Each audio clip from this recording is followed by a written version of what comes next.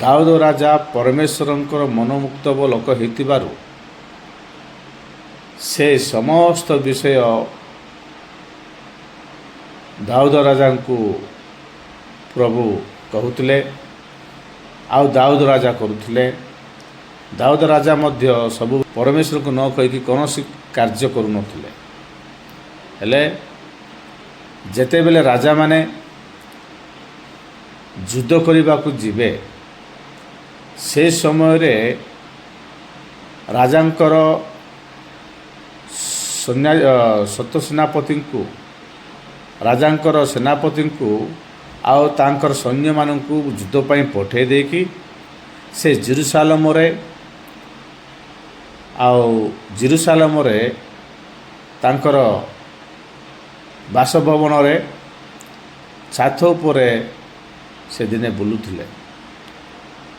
ସେଦିନେ ସନ୍ଧ୍ୟାକାଳ ସମୟରେ ସେ ଶୋଇକି ଉଠିଲା ପରେ ସେ ଛାତ ଉପରେ ଚଢ଼ିକି ଏନେ ତେନେ ଭ୍ରମଣ କରୁଥିଲେ। ଏନେ ତେନେ ଯେତେବେଳେ ଭ୍ରମଣ କଲେ ସେତେବେଳେ ତାଙ୍କ ଜୀବନରେ ଶୈତାନ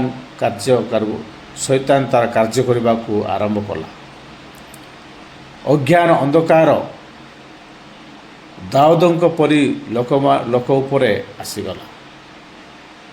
ସେ ଯେତେବେଳେ ପ୍ରଭୁଙ୍କ ସହିତ କଥା କହୁଥିଲେ, ଯେତେବେଳେ ସେ ପ୍ରଭୁଙ୍କୁ ପଚାରିକି ବୁଝୁଥିଲେ, ସେ କହୁଥିଲେ ମୁଁ ପ୍ରତି ପ୍ରଭାତରେ ମୁଁ ତୁମକୁ ଧନ୍ୟବାଦ ଦିଏ, ପ୍ରତି ପ୍ରଭାତରେ ମୁଁ ତୁମକୁ ପ୍ରଶଂସା କରେ, ତୁମର ସେଇ ସତ୍ୟତା ଧ୍ୟାନ କରେ, ତୁମର ବ୍ୟବସ୍ଥା ଧ୍ୟାନ କରେ ବୋଲି କହୁଥିବା ଦାଉଦ ରାଜା ପ୍ରତି ପ୍ରଭାତରେ, ପ୍ରତି ସନ୍ଧ୍ୟାରେ, ପ୍ରତି ସମୟରେ ପ୍ରଭୁଙ୍କ ସହିତ ଚାଲୁଥିବା ଦାଉଦ ରାଜା ଦିନେ ପତିତ ହୋଇଗଲେ, ଅଜ୍ଞାନ ଅନ୍ଧକାରରେ ପଡ଼ିଗଲେ। ତାହାଙ୍କର ଚକ୍ଷୁ ପରମେଶ୍ୱରଙ୍କ ବିଷୟ ଦେଖିବା ପରିବର୍ତ୍ତେ ଜାଗତିକ ବିଷୟରେ ଆସକ୍ତ ହେବାକୁ ଲାଗିଲା। ତାଙ୍କର ଯୌବନ ଅବସ୍ଥା ସମୟରେ ତାଙ୍କର ଚକ୍ଷୁର ଅଭିଳାଷକୁ ପୂର୍ଣ୍ଣ କରିବା ନିମନ୍ତେ ଦାଉଦ ରାଜା ଦିନେ ସନ୍ଧ୍ୟା ସମୟରେ ତାଙ୍କ ଛାତ ଉପରେ ବୁଲୁଥିଲେ। ସେତେବେଳେ ଗୋଟିଏ ସ୍ତ୍ରୀ ସ୍ନାନ କରିବା ସମୟରେ ସେଇ ଦାଉଦ ରାଜା